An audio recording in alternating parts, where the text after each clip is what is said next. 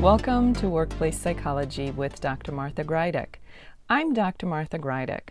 This podcast examines a wide variety of work-related issues through the lens of industrial and organizational psychology. And while many of the topics discussed here may be seen as intended for white-collar employees and their employers, in reality, the ideas presented here are applicable across organizations and industries. Additionally, many of the topics discussed here may be applicable outside of the workplace. I encourage you to examine what's presented here, apply what makes sense to you, and simply discard the rest.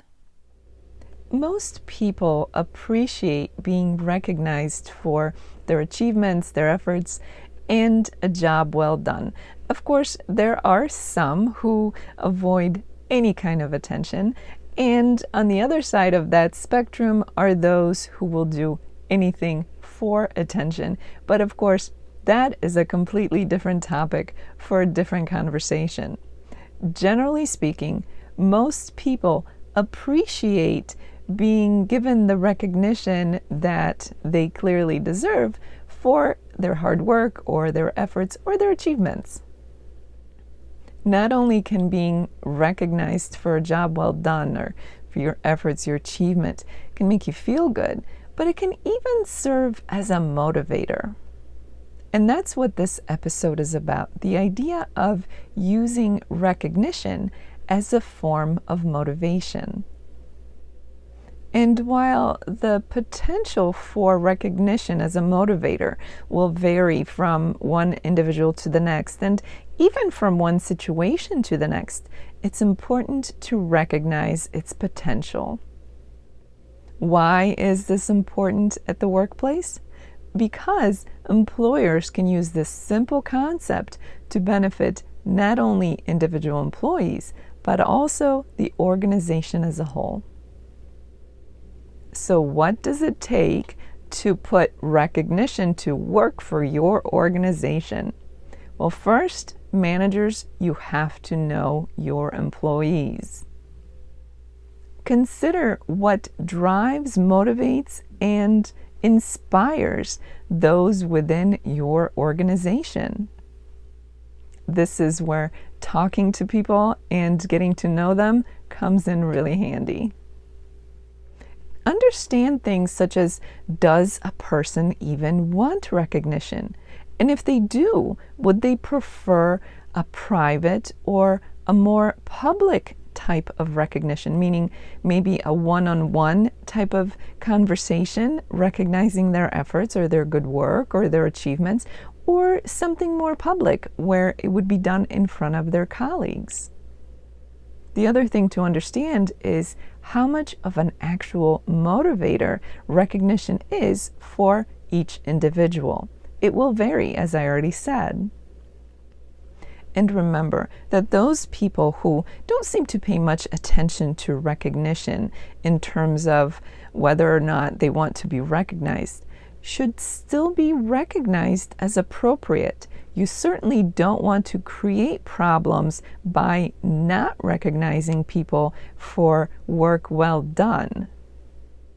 The second thing, which is equally important, is to be genuine in your efforts. Lip service won't get you far. People will quickly recognize false accolades for what they are. And remember that this isn't some kind of a trick to get more out of your employees. It's intended to not only give credit where credit is due and therefore inspire more of the same from that person, inspire them to continue their hard work, but it's also intended to hopefully inspire others around them to strive for their own type of excellence, for their own kind of excellence, thus elevating the workforce and, by extension, the organization as a whole. The third thing that's important to mention here is that being too stingy with recognition can be as ineffective as being too liberal with it. Think about the kids that get a gold star for anything and everything. It loses its meaning. So we want to engage in this practice of recognizing others for their efforts and good work and achievements, but do it appropriately and in a way that is not too stingy or not too liberal, where it loses its meaning. So as employers and employees work on figuring out how to make the best out of the work experience for both themselves and for those around them, why not use recognition as a booster? It doesn't have to be anything that's formal or elaborate, although it can be. The most important takeaway is the potential power of recognition as a motivator at the workplace. As this episode comes to an end, let's review what was discussed. Most people appreciate being recognized for their achievements, their efforts, and a job well done.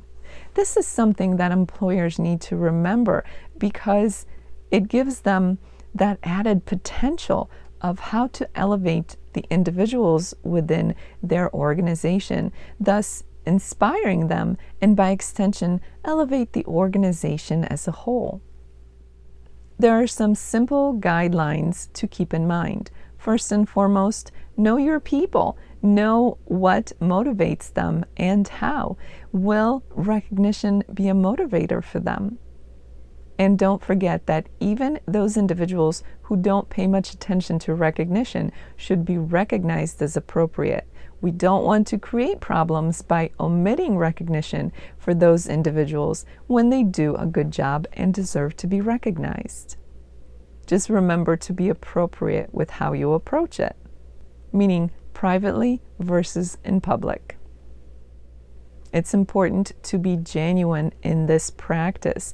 Fake accolades are recognized quickly, so it's important that any recognition given to individuals for their efforts and job well done are genuine.